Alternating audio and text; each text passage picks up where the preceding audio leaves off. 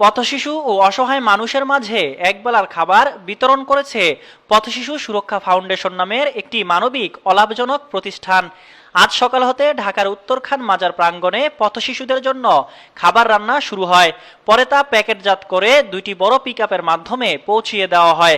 উত্তরখান মাজার হতে শুরু করে দক্ষিণখান, গাওয়াইর, কসাইবাড়ি ও উত্তরা শহরের বিভিন্ন স্থানে তা বিতরণ করা হয়। টোটাল আমাদের আজকে 1200 প্যাকেট আমরা বিতরণ করব এবং পরবর্তীতে এই মহামারী দুর্যোগ, সারা বিশ্ব জুড়ে যে মহামারী দুর্যোগ চলিতেছে, এটা আমরা যদি আমাদের সামর্থ্যের মধ্য থেকে আমরা এই মহামারী দুর্যোগ যতদিন চলবে আমরা চেষ্টা করব অসহায় মানুষদের পাশে থাকতে এবং তাদেরকে খাবার বিতরণ করতে। এবং পরবর্তীতে আমরা এর আগেও আমরা এই পথশিশু সুরক্ষা ফাউন্ডেশনের পক্ষ থেকে অসহায় মানুষদের বিভিন্ন সহায়তা কার্যক্রম পরিচালনা করেছি এবং অদূর ভবিষ্যতেও আমরা এই সংগঠনের আমরা প্রত্যেক সদস্য মৃত্যুর আগ দিন পর্যন্ত যাতে আমরা প্রতিটা অসহায় মানুষের পাশে দাঁড়াতে পারি, এটাই হচ্ছে আমাদের এই পথশিশু সুরক্ষা ফাউন্ডেশনের মূল লক্ষ্য ও উদ্দেশ্য।